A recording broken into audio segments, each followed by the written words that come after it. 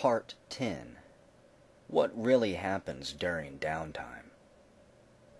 Dawn crumbled over Stuffer's shack in splotches of purple and red. Cat parked on the near-empty street and climbed out of her Americar. Fluff jammed into the crook of her elbow. Hegemon and Kitsune waited by the entrance. Kitsune fidgeted nervously. Kitsune looked around. "Where's JT?"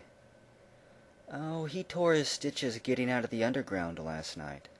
He's back at my place now, watching the trid and resting up. I promised him cigarettes." The shaman nodded distractedly. "I had a dream last night, Cat. You were in it."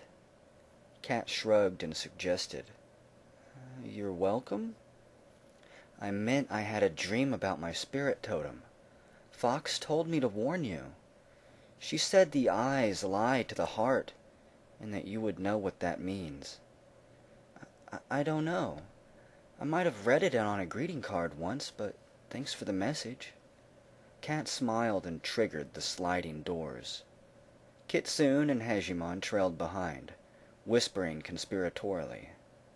Stuffer's shack was awash with fluorescent lamps, wringing the color out of everything like a bleach in a laundromat. "You still don't believe in the spirits, do you?" I get magic. What I don't get is how you can believe some great spirit is responsible for all your magic. I mean, look at Hermetics. They don't have spirits, but they have magic. Tell me how that makes sense." Kitsune giggled and poked Cat in the back. She said, "Maybe Deckers and shamans aren't all that different." Cat stopped short and studied her friend, waiting for the punchline. "See, we decided that Fluff here is your spirit totem, or your familiar, if you prefer. I never knew Deckers could have familiars, but this is the 6th world. Anything is possible." Hegemon laughed, and Kitsune joined in. The irony of Cat having a kitten was not lost on the Shadowrunner, but when she held her pet and rubbed the spots of fur, where the memory of flames showed black and scarred, she knew Fluff was meant for her. Cat forced a smile to her lips and said, "I don't know about familiar, but she is my good luck charm." The news trid above the register droned on about how the Kick Track Corporation was being sued by TransUnion Intertech for providing extremely faulty projections on corporate futures. Cat nodded to the store clerk, a nervous teenager with Sebastian etched on his name tag. She eyeballed the Colt L-36 in his waistband and snickered. She asked him where cat food was, and he gestured to aisle 7. The shack never closed. Every hour brought its particular set of threats and customers. 5 in the morning lived between the after-bar and pre-work set. Representatives of both groups roamed the aisles. Cat maneuvered past a couple decked out in skin-tight white leather and sidestepped a middle-aged mom and her son on the way to Fluff's favorite treat. She rejoined the others at the dispenser bar where Kitsune was already working her straw into a Ludovico lovely soya sloppy with the double-thick option. They were talking biz. Hegemon said, "You know what I don't get? Why do the tribes want Council Island to be exclusive?" Kitsune smiled and rested her hand on top of his. She said, "Remember what I said about the Great Ghost Dance? Think of how much the tribes gave of themselves in order for the Native American nations to exist.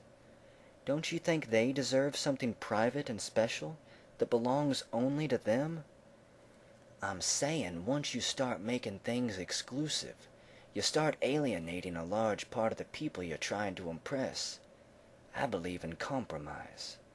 Let it stay exclusive for a little while, and then let everyone experience it." Cat barely listened.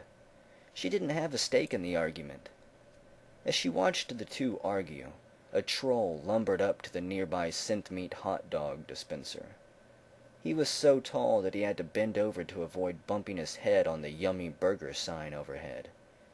He had a child's face, with a wisp of mustache that looked glued on. The troll stared at Kitsune, licking his lips. "Pretty slitch like you shouldn't waste her time on bedwetters like him. You need a real man." His voice rumbled. He rolled up one sleeve to expose a tattoo of a troll dressed like a caveman, holding a club. Kitsune said, "I'm supposed to be impressed because you remember the Flintstones?" Despite herself, Kat burst out laughing and shook her head.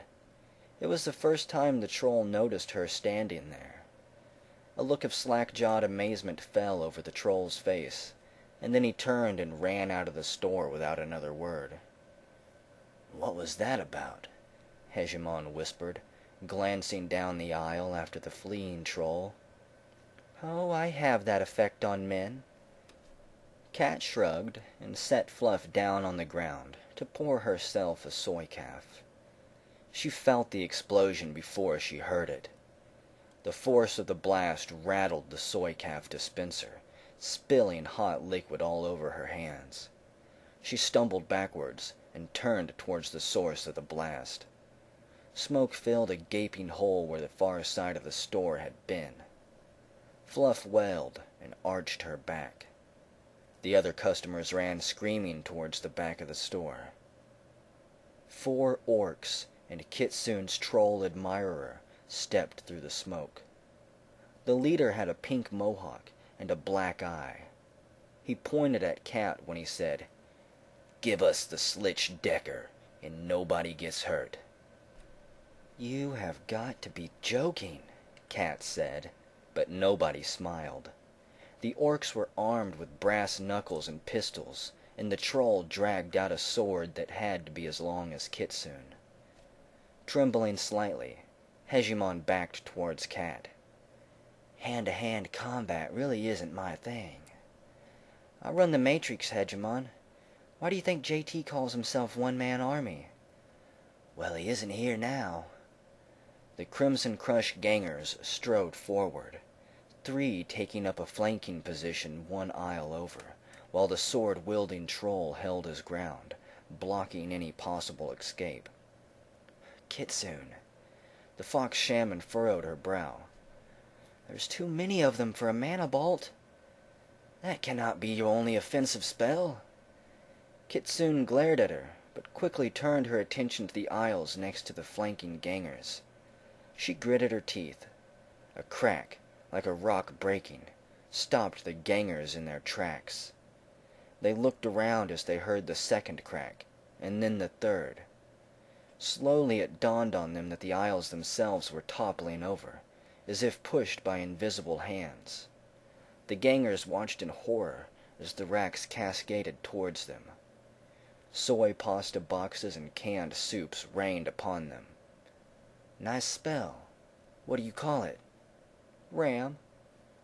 The store clerk was making a mewling sound in his throat and jabbing the panic button.